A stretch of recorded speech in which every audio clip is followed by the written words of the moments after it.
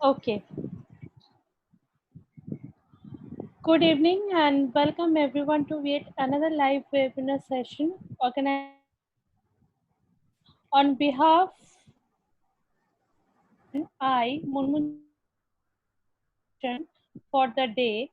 Today we are going to discuss self-transformation and intimate educationist and professional trainer. To say a few words about KCMconnect, it is IT consultancy service provider company, established organization in customized software application, pioneering in transport and logistics, and has taken active initiative in technical.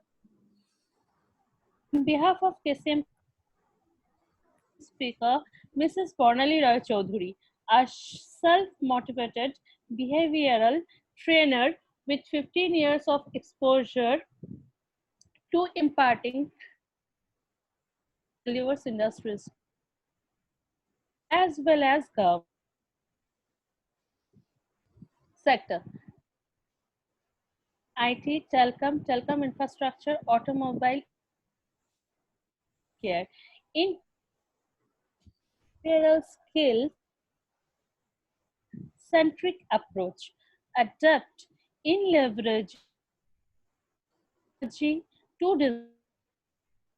deliver successful training programs that enable participants to acquire a deeper knowledge through exploration of real life challenges. Currently working as a freelance consultant trainer, communication, where she designed, developed, and deliver finishing school program for B, Tech and Diploma Engineering undergraduate to bridge existing skill gap and aid smooth transition from campus to corporate. Mrs. Barnali Roy Chowdhury had worked with Hero Mindmine as Edutech Limited, ICA, as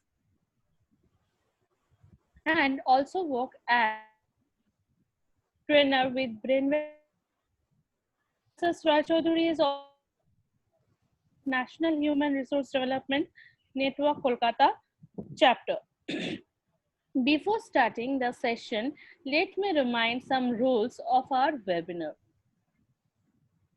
First 45 minutes, where our esteemed speaker will share their valuable ideas on the issue. Thereafter, we will take question one after another. To ask question, please use reaction button and then write your query in chat.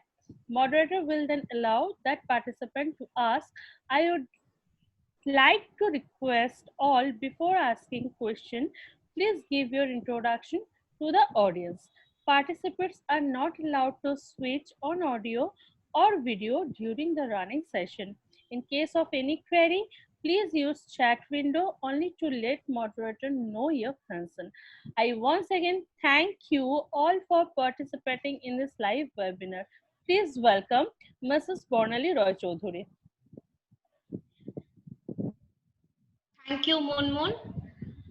Very good evening to one and all who are present over here. And thanks for that illustrious introduction, Moon. At the outset, I would like to thank KCMconnect, the entire team of KCMconnect from the bottom of my heart for giving me this platform to share my experiences. It says that our life is a parable compressed between the hard covers of two inevitable truths, life and death. And during this entire journey called life, from cradle till grave, it's one whole tale of transformation, change, learning, relearning, ups, downs, crests, and troughs. It's interspersed with so many experiences which you can always share like stories, anecdotes. You feel like sharing and passing it on to others. And today in the session, for the next 30 minutes, I would be doing exactly that. I'll deliberately refrain from making the session didactic or preachy. theoretical postulations. I will neither be sharing any information. We have truckloads of them everywhere around us. We are living in an age of information overload or information boom. What I would be doing is I'd be sharing my personal experience, the tales, the anecdotes that are related with my personal journey of transformation as a human being. What I was, what I am, what I have learned during this journey till date, what I have picked up. So insights and more of insights. During the end of the session, during the closure of this session, there are many industry stalwarts here, corporate stalwarts present here, and I would request you, some of you, to come forth with your experience, with your tales and narratives, so that at the end of the day, we can all get enriched with each other's insights, because that is the only way in which we can learn, grow, and transform ourselves, by sharing. Okay? So let me just get back in time. Of course, Munmun has given a very comprehensive, illustrative and comprehensive account narration of my experiences and academics. But still, I'd like to go back in time. 15 years of schooling, 3 years of graduation, 2 years of post-graduation, and followed by 1 year of PG diploma in language teaching. And then I embarked on the journey, on a career in learning and development domain. And for the last 15 years, I've stuck there. So after all of that, I woke up one fine morning to realize, what have I done?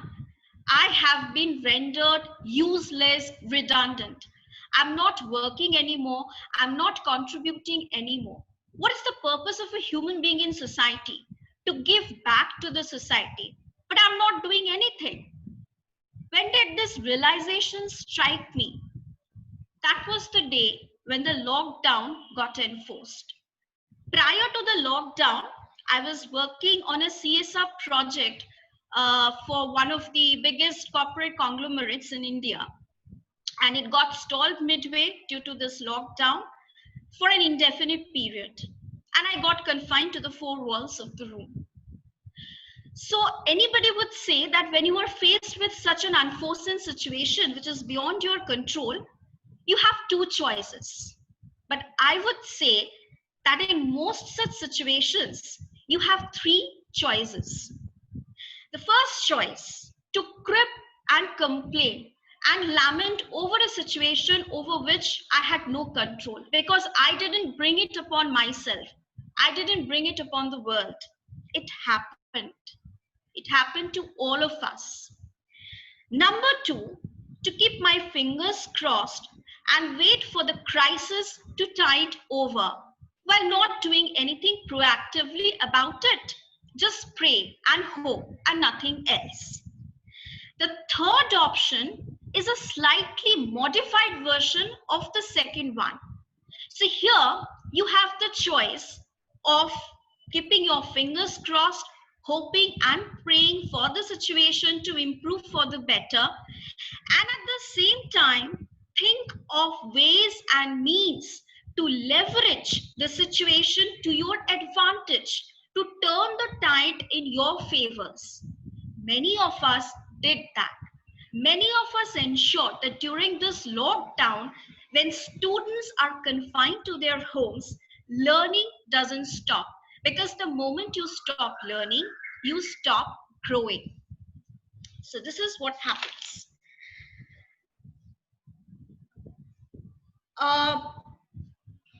There is absolutely no doubt that this COVID situation has thrown all of us off balance. It has upset all our equations, all our plans.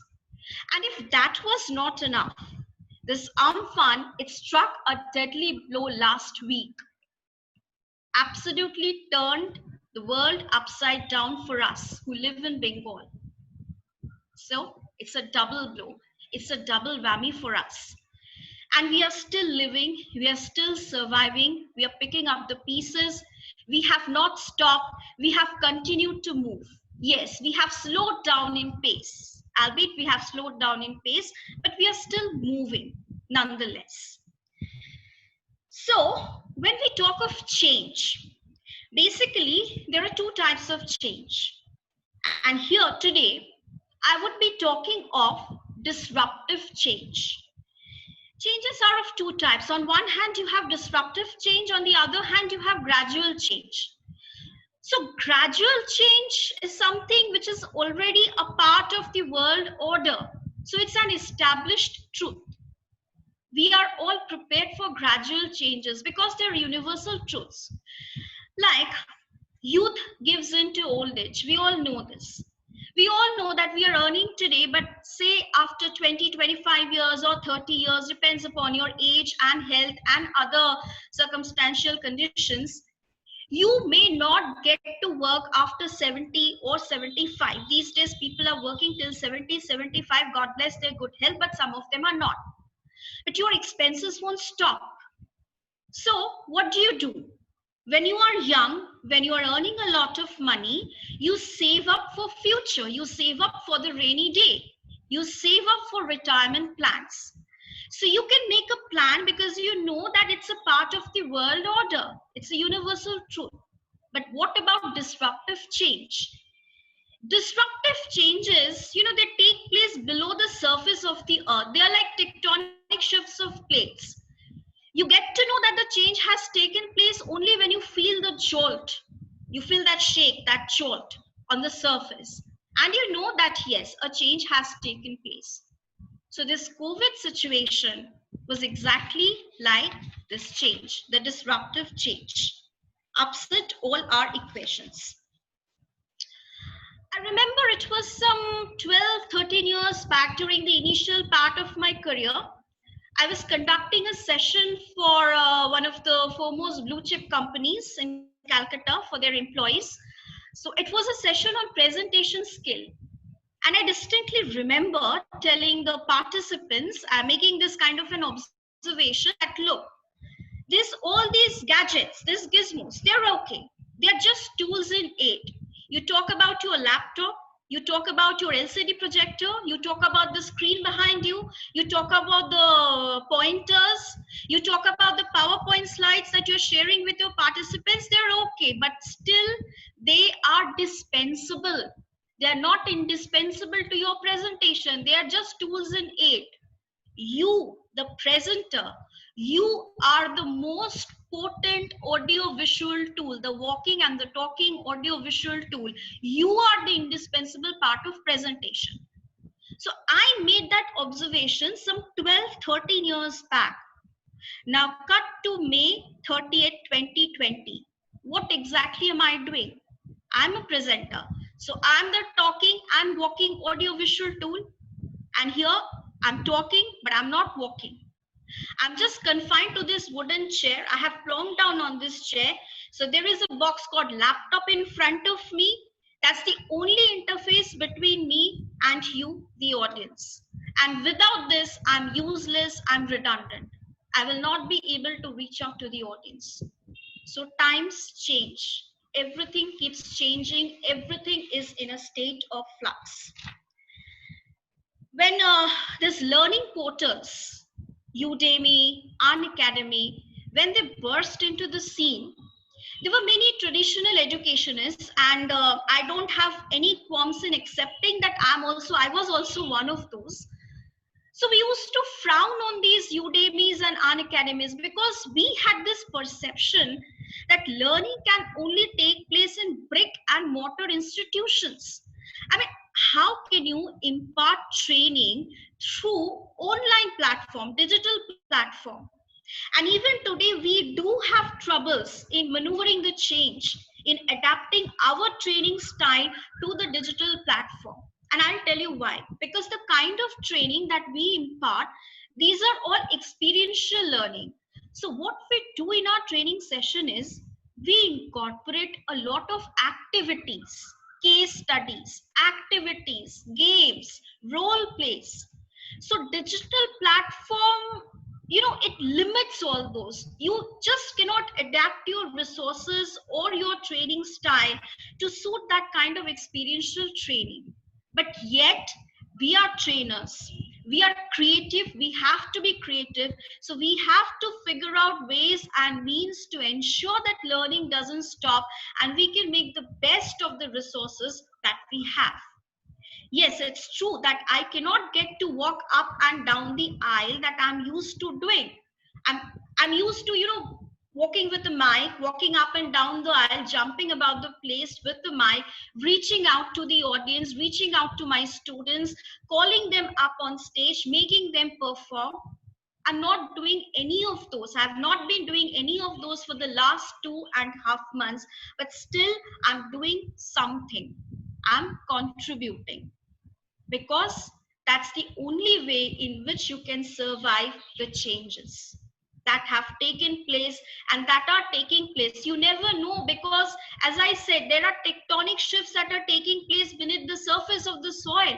You will get to know about disruptive change only when it has taken place. So what is going on underneath, what lies underneath, we never know. Maybe we are up against another disruption. So the question is, now let us come to the moot question. The question is, how do people in general respond to change? How do people usually respond to change? Let me tell you, any kind of change brings with it a lot of discomfort. Mostly people associate discomfort with their physical domain. But the real discomfort actually lies in the mental domain, because it is the mind that governs everything. It's your mind that governs your body. It's the mind that governs your emotions. How you feel, how you behave, how you act, how you react, who tells you? It's the mind, the big boss. So when you feel discomfort in the mind, when something shakes up your belief system, that's a part of you, that's a part of your existence, that is when you feel the discomfort. Because embracing a change involves giving up a set of habits, a set of old habits, and imbibing new ones. So this is where the discomfort lies. I will talk of a vicious trap here. I will talk of a cycle here. It's a cycle that starts with your belief, goes through the habits, and ends with your belief. And I will tell you how. I will give you an example how. But first of all, let us understand what is habit, what comprises our habit. So we all know that if we perform an act over a considerable length of time, that gets reinforced as a habit. This is something we all know. But do we also know that anything that you are supposed to do, but you do not do over a considerable length of time, also gets reinforced as a habit? For example, we all know that exercising is good for health. We should all exercise for at least 30 minutes a day. How many of us actually do? Many of us don't. We should be doing it, but we have never done it in the past, and we do not do it, and that gets reinforced as a habit. Now, I was talking of a cycle, of a vicious trap that starts with belief, goes through habit, and ends with belief. So if you have a belief system, so what is a belief exactly? People have such deep rooted beliefs that they actually identify themselves with the belief. They think that they are equal to the belief, and the belief is them. So let us say I have a belief, I have a deep rooted belief that exercising, I can understand it's good for health, but it's very, very painful. And I'm not cut out for that pain. I'm not cut out for bearing that pain. So that is my belief system. So my belief system is telling me not to exercise. So I have not been exercising. I've never exercised in the past. I do not do it. And that makes your belief even more strong and reinforced. See, I told you exercise is painful. You don't exercise. Exercise is painful. So that is the trap. It's very difficult to come out of that trap. Your belief, it impacts your habit, and then the habit goes and reinforces that belief. So the belief even gets stronger. So the question is how to come out of that trap, how to come out of it. I'll tell you a story. It's a real one. All the stories are real, in fact. It's about my father-in-law and mother-in-law, my parents-in-law. They're not here anymore. So we have a dining table.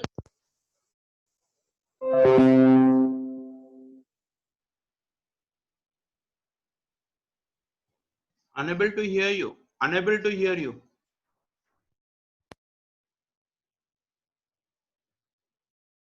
No, unable to hear you.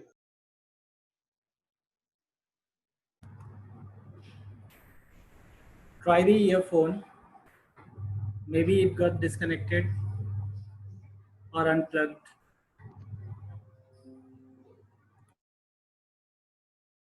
No.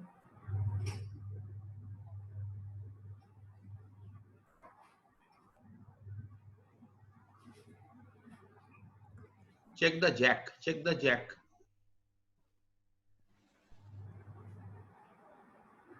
Unable to hear you, madam. From where I left. So as I was saying that we have a 6-seater dining table, and my father-in-law, there was a chair which was earmarked for him. So he would always sit on the chair for the last, he'd been doing it for more than 40 years. So one day, one of the legs of the chair got broken and the chair became wobbly. So it was now dangerous for him to sit on the chair anymore. But out of habit, he would inevitably come and plonk himself down on the chair, despite repeated warnings by my mother-in-law and by all of us. So he would put up on a very helpless face, and he would tell us that I'm doing it out of habit. So he would sound very helpless about it. And then my mother-in-law came up with a brilliant idea. So what she did was, there was a red scarf in the house. So she would put that red scarf on the chair. Every time my father-in-law walked in, and just as he was about to plonk down on that chair, that red scarf reminded him that he should not, because it is dangerous. This is what we call red flagging a habit. Now, when do we need to red flag a habit? We need to red flag a habit when, number one, the surroundings, the situation has changed, and therefore it's dangerous to continue with that habit because it will have dangerous consequences. So you need to change. In this particular case, because the situation has changed, so it would be dangerous to sit on that chair, and that is when you need to imbibe a new habit and let go of the old one. Now, in this case, somebody else, a second person, red flagged your bad habit. So it's a motivation which is coming from an external source. But more often than not, for most of us, that external source does not exist. So then what? How do you bring it upon yourself to, wean yourself away from that bad habit? How do you yourself red flag a bad habit? I would say we all of us have something in us called a pause button. We should know when to press and how to press that pause button.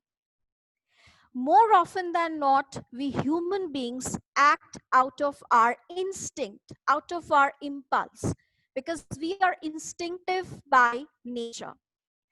Pause button is when you think of taking an action, when you think of reacting, when you think of taking that first step, just pause for 30 seconds, look inwards, and ask yourself a few questions.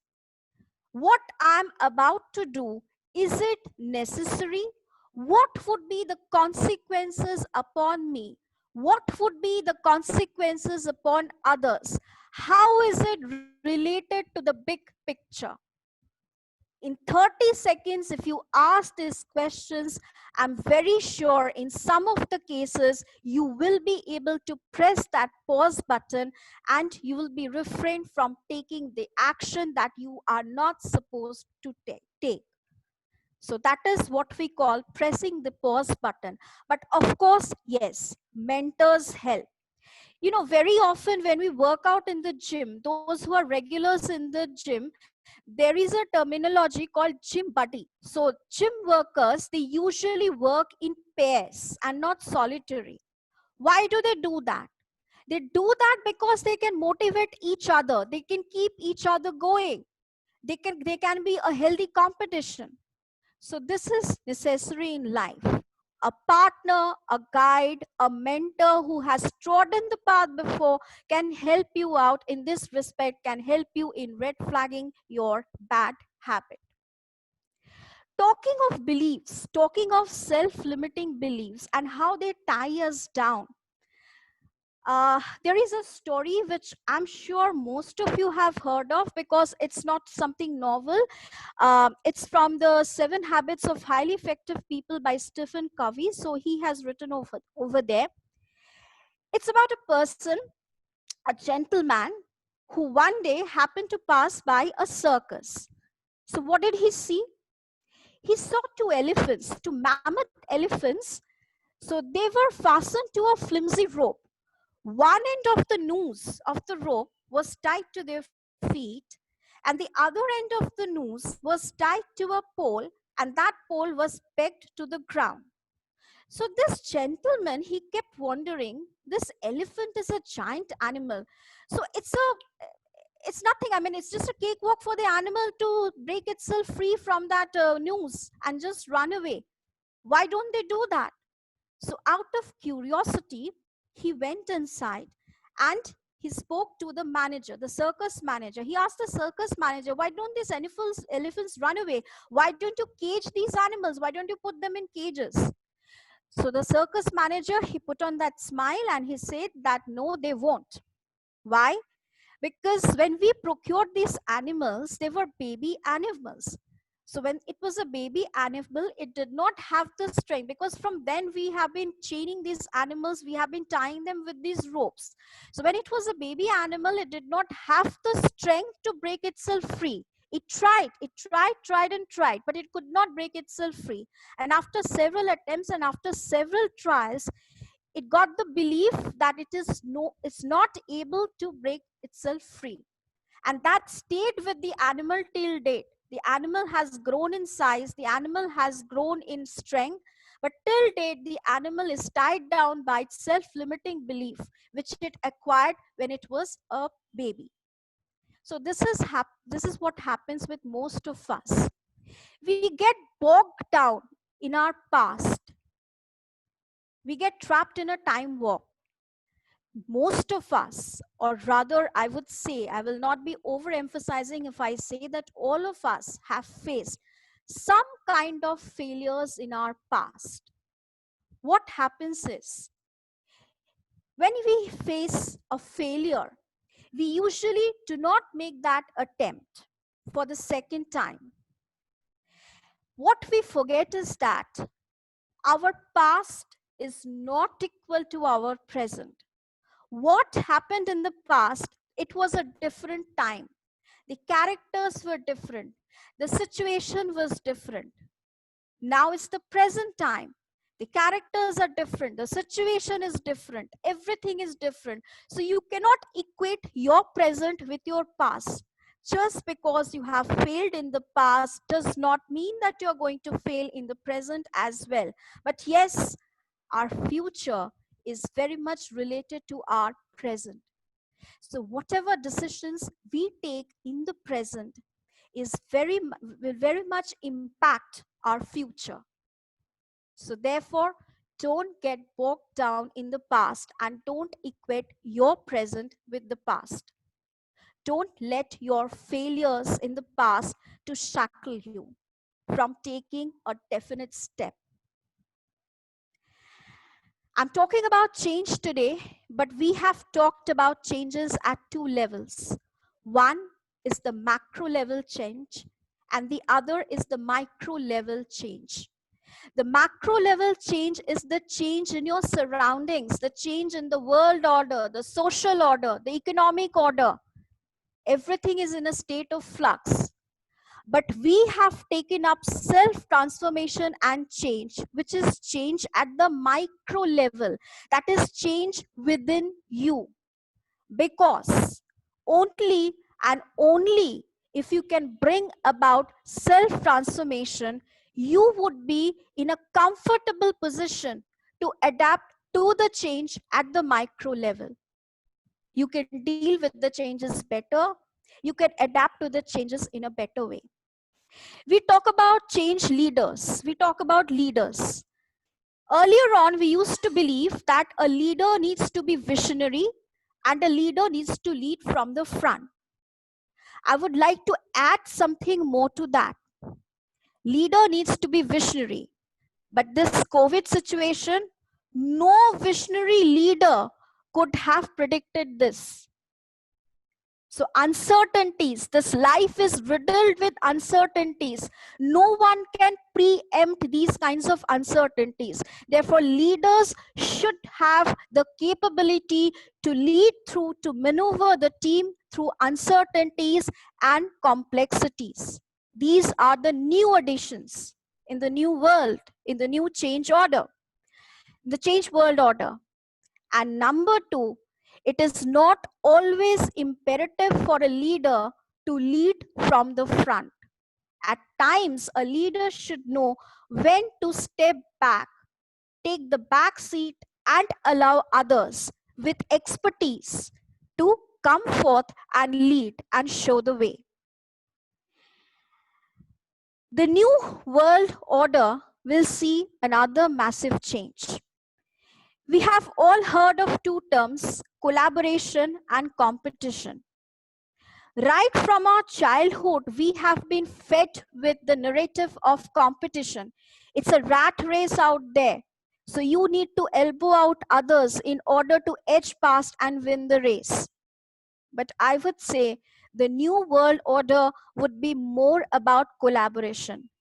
I think the way this COVID situation has been managed by different agencies of the government and the NGOs in collaboration, and also post-cyclone Amphan, the way the government agencies, the state government agencies, the private agencies, the NGOs came forward in the restoration and reconstruction work, these are excellent examples of collaborations. So when there is a disruptive change, when the change comes and strikes you all of a sudden and catches you unawares, it's not the competitive mindset, but it's the collaborative mindset that will see you through.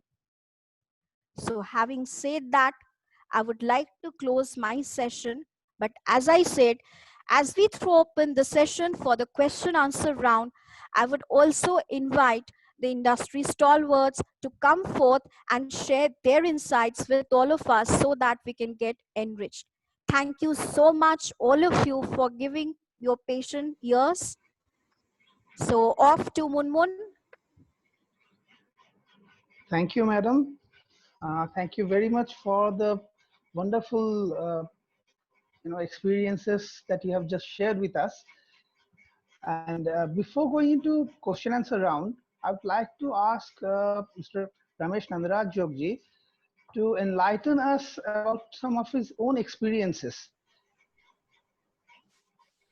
Sir? Yes. Yes, sir. Okay. Listening to Ms. Roy Chowdhury, I was taken back by the year some 82, 83, when I was Principal Executive Officer to Dr. JJI, the Joint Managing Director of Tata Steel. At that time, in 1981, the steel prices were decontrolled. This was, I won't say it was a disruptive change, but it was something like we wanted it, but nobody was ready that this will come. Along with this decontrol also came the free imports and exports.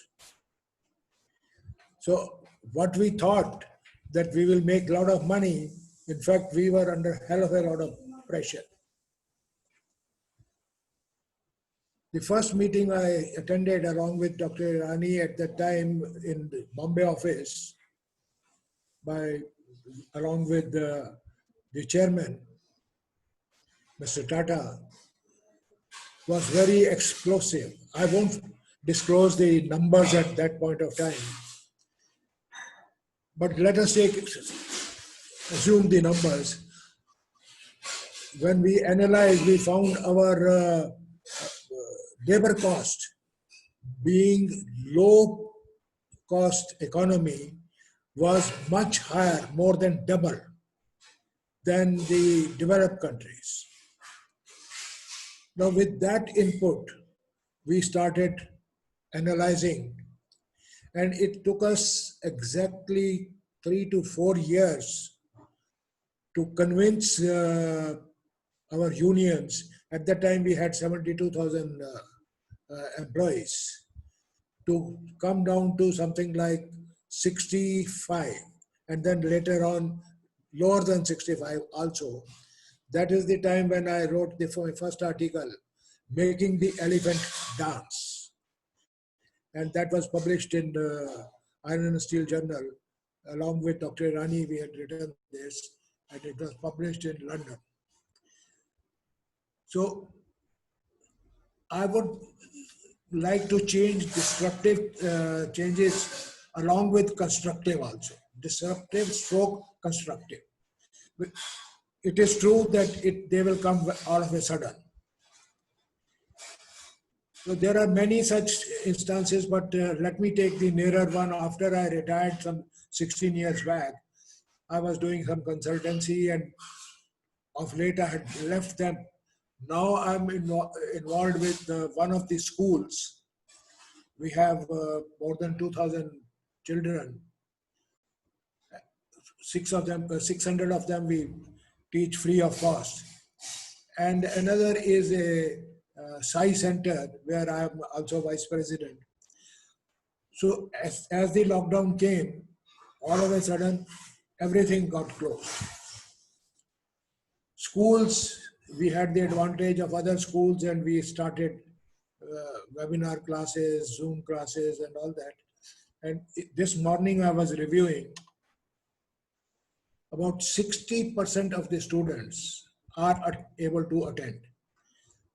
I'm talking of students of standard 2, standard 1, lower KG, upper KG, not the all higher classes. Higher classes are even 85%. Now this is, I would say, is the mother, necessity is the mother of invention. Because 2 months, if you lose, how are we going to close the year? But is that enough? We are going to have a meeting on Tuesday morning to review that contact classes are still needed, particularly at those levels. How do we do that? Will it be alternate days? Will it be some classes done at period is reduced? Number of ideas we are reviewing. And also tomorrow morning we are discussing about the temple. If it has to be opened, what will be the impact of this lockdown and COVID? In fact, a few weeks back, I discussed impact of COVID and post-COVID, how the things will look like. So this is where very old saying comes to my mind, that why the pilots are so fit every time, because their job depends on it. If they are overweight like me, I'm 35 kgs overweight. So they will be immediately grounded. So once they are grounded, their earning gets affected. Where are they going to get the job? So they will run, they will do everything because that's the necessity. Whereas what we will do, we will walk for about 45 minutes, maybe have a round of golf or two rounds during a week, and that's good enough to keep ourselves, our requirements are met.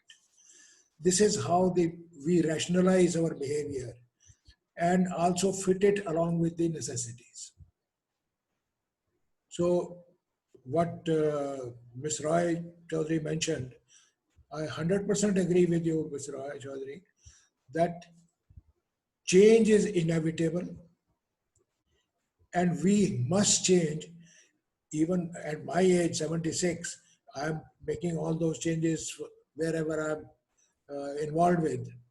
So at younger ages, the people who have got their entire future to look forward to, they will definitely be very much benefited.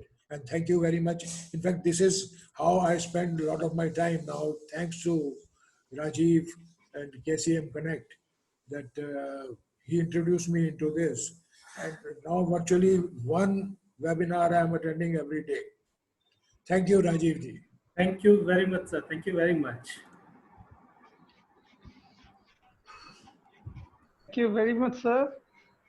Now I'd like to request Mr. Shogato Basu to share his views on this particular interesting topic. And Mr. Basu is happened to be the first person who introduced me to this competitive world of corporates. He was the first person to force me to join the service sector. Mr. Basu, Shagatada. Thank you, Tathagata. First of all, thank you, Barnali madam, and to all the esteemed people who are present here. I would like to go back to my days when I was at the age of 19 and 20. Video I could not on because I think it was stopped by here. My audio is okay? No, audio is not audible. It's a bit low, it's a bit low. Hello, is it okay now? Yeah. Is it okay now? Now it's okay. Okay. Now it's okay. So I would like to go back to my days of when I was in the age of 19 and 20. So I had a knack, whenever I used to go to bat or I have to go to bowl, I was a cricket fanatic basically. So I used to say, any challenge? You want to challenge me? So I had that attitude of challenge. चलो एक ball में हम out कर देंगे और पहला ball में छक्का लगाएंगे. Either of this I will do. So that knack I had.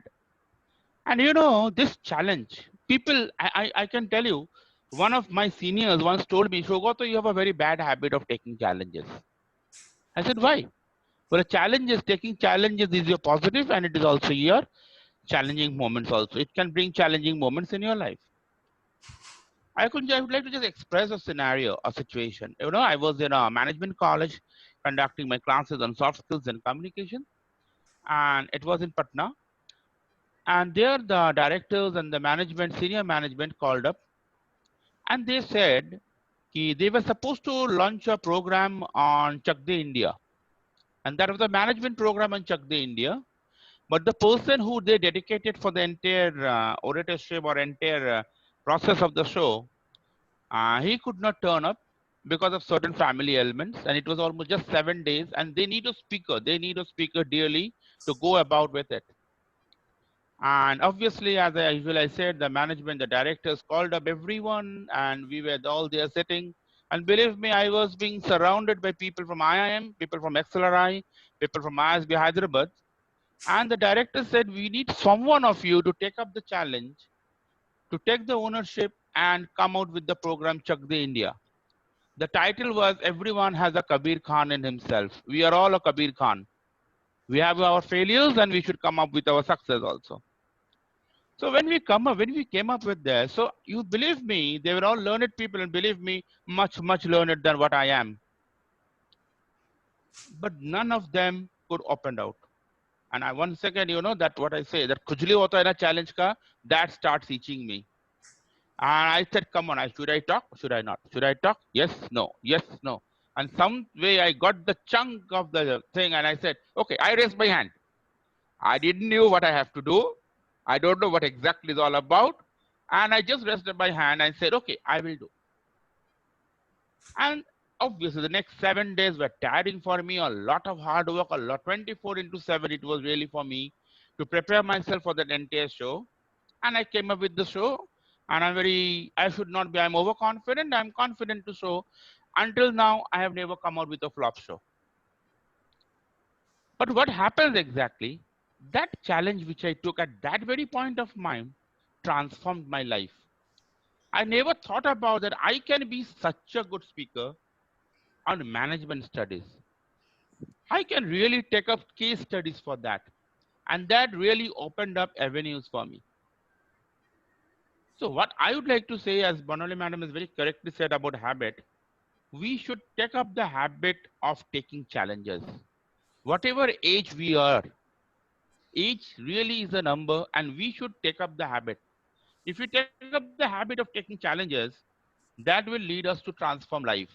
The biggest problem is that we unable to transform our life because we are not in a growth mindset. The biggest problem, we always think, we try to analyze a lot of things. Believe me, uncontrolled situations, you have not no control over it. So what we have to do, we have to make our way out. We have to come out with our way. And that can only be if you have that challenging nature. If I'm afraid of, oh, why should I do a webinar? Come on, people may not like me. People might speak something about me. I may not ever get a chance. I will never grow. So I believe we should take up challenges to grow. And it is challenges that makes a man, that is challenges that leads to success. And every successful person in this world has taken up challenges. You talk about Dhirubhai Ambani, you talk about Saurav Ganguly, you talk about Baichung Bhutia, everyone in the world. Even you talk about Mamata Banerjee and Narendra Singh Modi. Everyone, we are not going to go political, but I would like to say they have taken the challenges. They have faced the odds. And this is the only way to transform their life. You should come out, or we all should come out from our comfort zone, to be very honest. And as Tathagata said, I will definitely say one thing. He happened to be my student. And today I'm very happy to see that he is such a position in such a great company. But I believe if he would have not taken himself out of that comfort zone, he would have never been where he has. So he took up the challenge and he transformed his life. Every one of us who are here definitely has taken up a challenge at a certain point of time. That's the reason we have transformed our life. Thank you. Thank you all.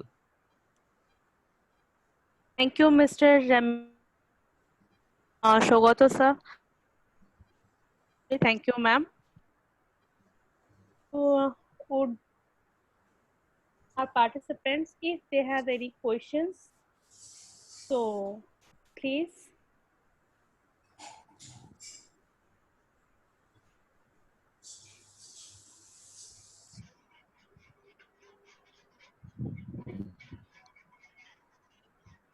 Hello. Uh, any questions to ask? I'd like to request everyone, if you have any question, you can please ask to our panelists, especially Barnali ma'am.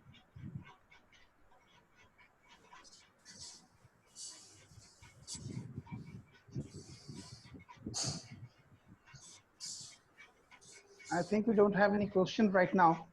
In any way, you can write to us in our mail ID. With this, we are almost coming to end of our session. On behalf of KCMconnect, I'd like to thank you everyone who participated in this wonderful, interesting webinar with a wonderful topic selected by our speaker, Barnali ma'am. I'd like to thank Rameshji for sharing his views on this very interesting issues from his own working life, and Shogotoda with his own personal touch. With this, we come to end of our session. We shall meet again in the next session in a short while. Till then, thank you. Have a nice day. Stay safe. Stay home. Thank you, Tathagato, and all the best for all your future endeavors in transformation. And thanks specially to Nandaraj Jogji and Shogoto for taking this to a different level and making this session very, very interactive by sharing your inputs and insights. So thank you so much. See you another day, another time, and happy journey in life. Thank you, ma'am. Thank you.